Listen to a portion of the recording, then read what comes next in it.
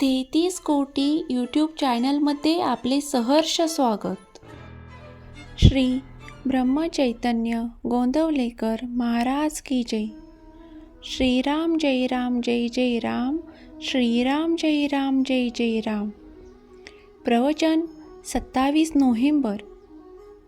विषय: निर्गुणाची जाणीव ठेवून सगुणोपासनेत राहावे. समजा आपल्याला एका गावाला जायचे आहे. त्या गावाला जाणारी आगगाडी धरून आपण तिची संगती करतो. आपले गाव आले की आपण गाडी सोडतो. हे जसे खरे, त्याचप्रमाणे निर्गुण हे आपले साध्य असले तरी आज आपल्याला सगुणच खरे मानून त्याची संगती केली पाहिजे.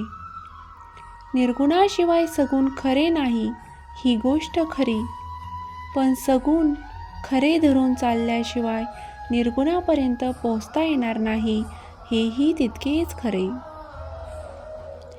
सगुणोपासनेत स्वतःचा विसर पडला की एकीकडे मी नाहीसा होतो आणि दुसरीकडे देव नाहीसा होतो आणि शेवटी परमात्मा शिल्लक उरतो. म्हणूनच आपण निर्गुणाची ओळख करून सगुणात राहावे. स्वतःचा विसर जर रामाच्या पूजनात पडू लागला तर निर्गुण आणखी दुसरे कोणते राहिले. परंतु ताप आलेल्या माणसाला ज्याप्रमाणे सर्व कडूच लागते, त्याप्रमाणे आमची वृत्ती विषयाकार झालेली, तिला सगुण निर्गुण दोन्ही कुठे गोड लागतात. सगुणाशिवाय निर्गुण उपासना करतो म्हणतो, त्याला त्याचे मर्मच नाही कळले. वस्तुतः तो सगुण उपासनाच करीत असतो, पण त्याचे त्यालाच नाही कळत. स्थलात आणि कालात जे देवाला आणतात त्यांनी त्याला सगुणात नाही आणले या म्हणण्यात काय अर्थ आहे? परमार्थाविषयी आपल्या काही विचित्र कल्पना असतात. अगदी अडाणीपणा पत्करला, पण हे विपरीत ज्ञान नको. सूर्य हा आपल्या आधी होता, आजही आहे आणि पुढेही राहणार आहे.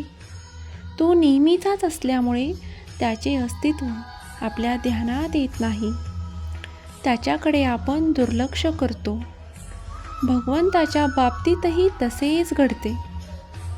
एखादा नास्तिक जर म्हणाला की देव नाहीच, तो कुठे आहे हे तरी दाखवा, तर त्याला असे उत्तर देखील देऊन अडविता येईल. देव कुठे नाही हे दाखवा, पण हा उत्तम मार्ग नव्हे. देव नाही असे म्हणणाऱ्याला सुद्धा त्या स्वरूपाचे काहीतरी आहे ही जाणीव असतेच.